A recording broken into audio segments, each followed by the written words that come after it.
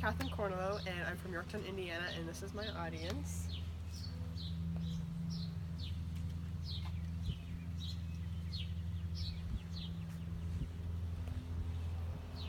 And that's my grandpa behind the camera.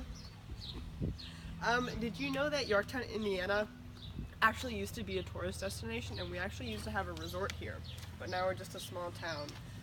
We also used to have a train that took people down from Yorktown down to Indianapolis. I've lived here in Yorktown for almost 19 years, and I actually didn't know any of that until about 3 days ago. Today I'm going to tell you about the history of Yorktown, including the history of the schools, the industry, and how Yorktown actually started. Knowing about the history of Yorktown and what it has to offer will allow people to figure out if they want to live here or just basically know the history of where they're living. First off, I'm going to talk about how Yorktown was started. So the first official day Yorktown was started really isn't known, but the plot of land that Yorktown was actually started on was bought on September 16th in 1820 by a guy named Samuel Caseman. He bought the land that eventually Yorktown started, and I'm assuming a few days, weeks, probably months later, Yorktown was actually officially started. And now schools. So in 1831, the first schoolhouse was built way off on a farm, way out in the distance away from people in Yorktown. It was built for the kids from, I'm assuming, kindergarten to 8th grade. Like I said, it was way out there. It really wasn't easy for people to get to, and it was taught by Judge Dave Kilgore, and I would assume 32, running from Yorktown to Muncie, is actually named after him because it's 32 or Kilgore.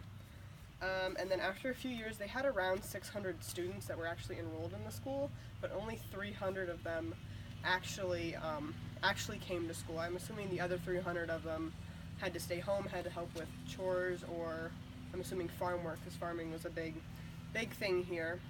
And eventually, a few years later, a new school was built actually in the town. So the next thing I'm going to talk about is the industry that built Yorktown. So the two big parts of the industry that built Yorktown were soil tilling and the sawmill business.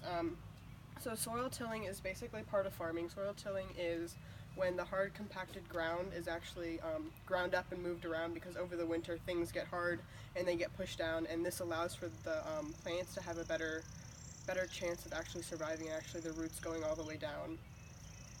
Basically, better survival of crops. And then, like I said, the next big industry is sawmilling, and sawmilling actually employed a lot of people, and to actually run the sawmill, they had to dig a ditch or a trench for Buck Creek to actually go through, so they could actually power the sawmill. And I always thought that Buck Creek was called the White River, but apparently it's called Buck Creek. And then all those things led to the progression of Yorktown as a town. So nowadays we have 3 separate school buildings, which is Pleasant View Schools, the elementary and middle school, and then the high school. And we've probably got well over 2,000 or 3,000 kids in the whole school. And we've got restaurants like McDonald's and Subway. And so we've actually got a lot. And parks, and something called Morrow's Meadows and our baseball diamonds is what people probably come to Yorktown for a lot. And then if Samuel Caseman hadn't purchased the land of Yorktown that we were founded on, Judge Kilgore didn't teach the students, and Buck Creek wasn't created for the sawmilling, and nobody came here for the farming, then the town of Yorktown probably wouldn't have been as successful as it was. And the history of Yorktown is very detailed, and I learned a lot about the town that I grew up in. I hope you guys did too. And again, this is my audience.